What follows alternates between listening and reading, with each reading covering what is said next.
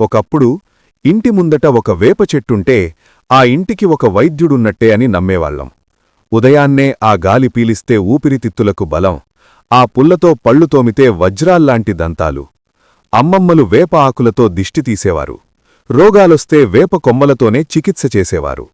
మన పండుగలు, మన సంస్కృతి, ముఖ్యంగా మన ఉగాది పచ్చడి ఆ వేప పూత లేనిదే సంపూర్ణం కాదు.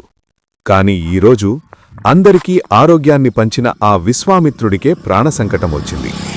పచ్చగా ఉండాల్సిన కొమ్మలు ఎండుకట్టెల్లా మారిపోతున్నాయి. మన కళ్లముందే మన ఆత్మీయ నేస్తం ప్రాణం వదులుతుంటే చూడలేకపోతున్నాం.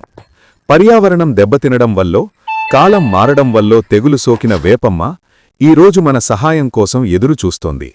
మనల్ని కాపాడిన చెట్టును ఇప్పుడు మనం కాపాడుకోవాల్సిన బాధ్యత మనదే. వేప చెట్టుకు సోకిన ఈ డైబ్యాక్ తెగులును నయం చేయడానికి ఇప్పుడు అందుబాటులో ఉన్న ఆధునిక పద్ధతులు ఇవే. 1. శస్త్రచికిత్స, కత్తిరింపు. ముందుగా ఎండిపోయిన కొమ్మలను గుర్తించండి. ఎండిన భాగం కంటే కనీసం 2-3 అంగుళాల కింద ఉన్న పచ్చటి భాగం వరకు కత్తిరించాలి. కత్తిరించిన కొమ్మలను వెంటనే కాల్చివేయాలి, లేదంటే ఆ శిలీంధ్రం మళ్లీ వ్యాపిస్తుంది. 2. శక్తివంతమైన మందులు, అడ్వాన్స్డ్ ఫంగిసైడ్స్. సాధారణ మందుల కంటే ఇప్పుడు అడ్వాన్స్డ్ మందులు బాగా పనిచేస్తున్నాయి. 1. నేటివో. ఇందులో టెబుకొనజోల్ ప్లస్ ట్రైఫ్లాక్సిస్ట్రోబిన్ ఉంటాయి. మోతాదు: 1 గ్రాము పొడిని 1 లీటరు నీటిలో కలపాలి. 2. స్ట్రెప్టోసైక్లిన్. ఇది ఒక యాంటీబయాటిక్. 6 గ్రాముల ప్యాకెటును 30 లీటర్ల నీటిలో కలిపి పైన చెప్పిన నేటివోతో కలిపి పిచికారీ చెయ్యాలి. 3. మొదలు వద్ద రక్షణ, సాయిల్ అప్లికేషన్. చెట్టు లోపలి నుండి బలం రావడానికి 1. Trichoderma viride.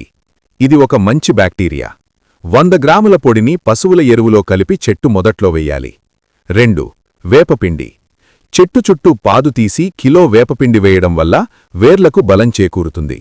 3. ట్రంక్ ఇంజెక్షన్, పెద్ద చెట్ల కోసం. చెట్టు చాలా పెద్దదిగా ఉండి పిచికారీ చేయడం సాధ్యం కాకపోతే చెట్టు కాండానికి రంధ్రం చేసి సిరింజ్ ద్వారా మందును నేరుగా లోపలికి పంపిస్తారు. దీనిని నిపుణుల సమక్షంలో చేయడం మంచిది. వేప చెట్టు కేవలం ఒక వృక్షం కాదు, అది మన ప్రాణవాయువు, మన ఆరోగ్యం, మన సంప్రదాయం. ఈ చిన్న చిన్న జాగ్రత్తలు తీసుకుంటే మళ్లీ వచ్చే ఉగాదికి ఆ వేపమ్మ నిండుగా పూతపూస్తుంది. మన ఇంటి వైద్యుణ్ణి మనం కాపాడుకుందాం, పచ్చని పర్యావరణాన్ని భావితరాలకు అందిద్దాం.